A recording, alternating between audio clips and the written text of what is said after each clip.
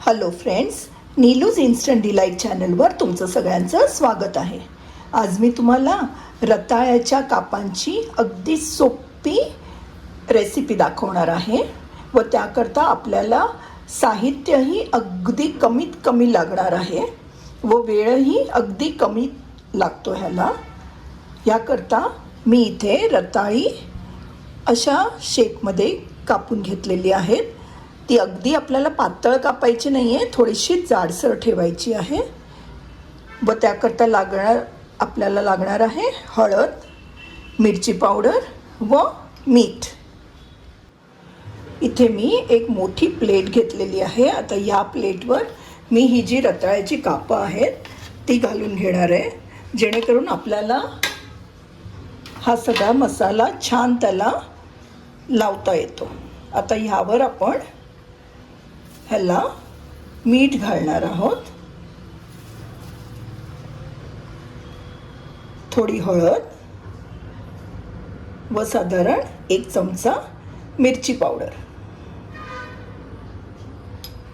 आता आपल्याला हे सगळं छान त्याला लावून घ्यायचं आहे. वर खाली अगदी छान त्या सगळ्या फोडींना हे मीठ व मिरची हळदीचं मिश्रण लावून घेऊया.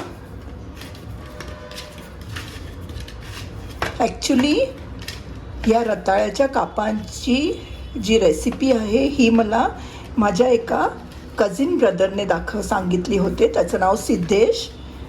ॲक्च्युली एकदा काय झालं, त्याने मला जस्ट फोन केला होता. त्याची बदली झाली होती दिल्लीला व दिल्लीला असताना फोनवर मी त्याला असंच सहज म्हटलं होतं की आज मी रताळी आहे माझ्याकडे, तर काहीतरी त्याचं मला बनवायचं आहे. तो म्हणाला तू कापं का नाही करत. तर त्याला माझी मस्करी करायची खूप सवय आहे. तर मी त्याला उलट म्हटलं की काय रे, कापं आणि कसली रताळ्याची, आपण बटाट्याची करतो, वांग्याची करतो हे मला माहीत होतं, पण रताळ्याची मी कधी कापं केली नव्हती. तर तो मला म्हणाला तू मुद्दाम एकदा ट्राय तर करून बघ. मग त्यांनी सांगितल्यावर मी एकदा ती ट्राय केली आणि इतकी सुंदर झाली होती ती कापं की त्यावेळेपासून मी कधीही रताळी आणली की त्याची कापं केल्याशिवाय राहत नाही. तर आज मी म्हणूनच तुम्हालाही या रताळ्याच्या कापांची रेसिपी तुमच्याबरोबर शेअर करणार आहे.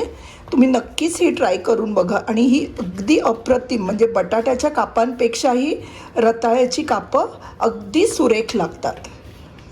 आता आपण या रताळ्यांना सगळ्याला छान हा मसाला लावून झालेला आहे.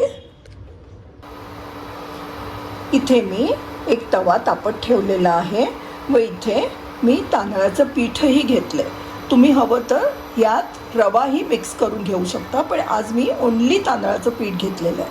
हे तांदळाचं पीठ हे आपल्याला कापांना कोट करायला खूप उपयोगी ठरतं. आता ह्या तांदळाच्या पीठाने आपण ह्या रताळीची जी कापं आहेत ती छान कोट करून घेऊया. मी असं तांदळाचं पीठ त्यावर असं घालते आहे.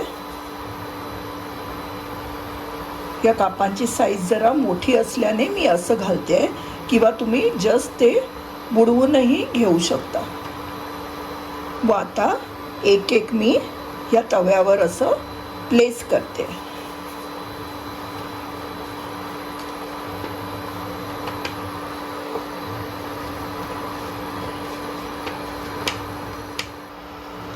यावर आता बाजूने आपण थोडंसं तेल सोडूया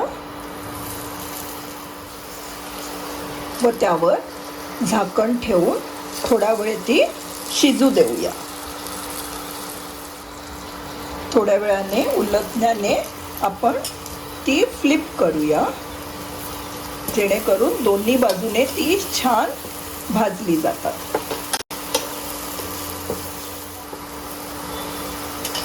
व परत थोडा वेळ त्यावर झाकण ठेवून आपण ती शिजू देऊया. या रताळ्याच्या कापांना जास्त वेळ अजिबात लागत नाही आहे. आपण बघूया ही रताळी आपली शिजली आहे की नाही. आपण एका फोर्क घेऊन अशी जस्ट घालून बघू शकतो किती छान शिजलेली आहेत, अगदी मऊ असं. आता आपण हे एका सर्विंग प्लेटमध्ये काढून घेणार आहोत.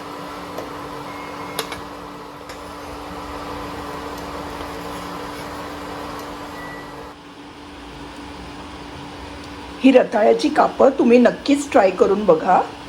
कधी आपल्याकडे भाजी वगैरे केलेली नसते तेव्हा ही जर कापं केली व वरण भात किंवा साध्या दूध भाताबरोबरही ही कापं अगदी अप्रतिम लागतात.